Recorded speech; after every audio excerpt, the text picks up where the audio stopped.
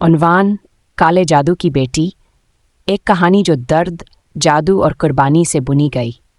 बाब अव्वल, सरगोशियों का गांव, इसे कालापुर कहते थे।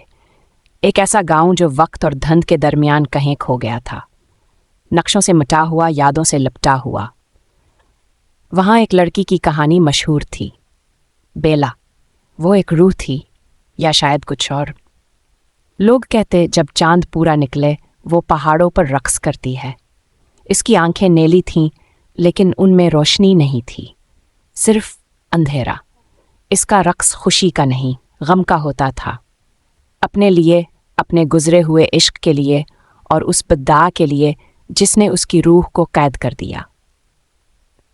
बाबदूम, एक अजनबी दिल के साथ अरफान, एक नौजवान मुहक्किक, कहानियों पर नहीं, सच पर यकीन रखता था। शायद अंदर कहीं वो किसी को बचाना चाहता था, चाहे इसे जानता ना हो। लोगों ने रोका, कहा वहां जाना अपनी कब्र खोदने जैसा है। लेकिन अरफान मुस्कुराया, नरमी से बोला, कहानियां शायद वो सच होती हैं जो किसी को मानने वाला ना मिले तो अफसाना बन जाती हैं। और वो चल पड़ा चांदनी रात में, पहाड़ की तरफ। बाबसूम, चांदनी में बद्दा, चांद की रोशनी में सब कुछ बदल गया। हवा में एक अजीब सी धुन थी, जैसे कोई वीरानी गा रहा हो। और फिर वो आई, बेला।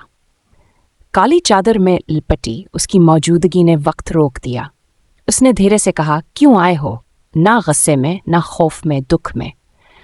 अरफान ने बस इतना कहा, तुम भूत नहीं लगते, तुम टूटी हुई लगती हो।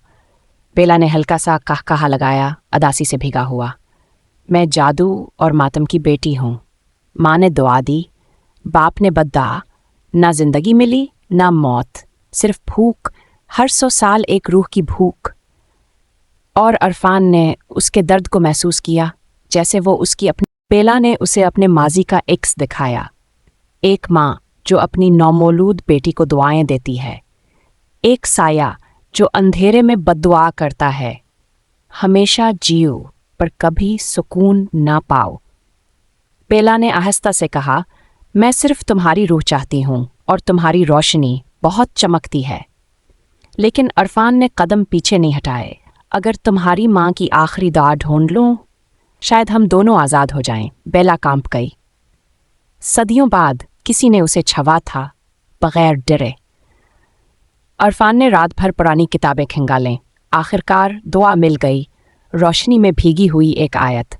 वो भागता हुआ बेला के पास आया। बेला, सुनो। उसकी आवाज़ लर्ज रही थी, और उसने दुआ पढ़ दी। पहाड़ लर्जने लगा। बेला चीख उठी, मगर इस बार दर्द से नहीं, रहाई से। मुझे गर्मी महसूस हो रही है, उसने कहा। लेकिन तब ज़मीन बोली, एक रूह आज़ाद, एक रूह कैद। और अरफान धीरे धीरे साया बनने लगा। उसकी आंखों में आंसू थे, मगर चेहरे पर मुस्कुराहट। ये सब काबिल था, अब तुम जी सकती हो। कहते हैं अब पहाड़ों पर एक लड़की रक़स करती है, ना भूत, ना साया, एक औरत, मोहब्बत और दुआ की बेटी। वो हर कदम के साथ इनान, अरफान और चांदनी उसके आंसू चूमती है।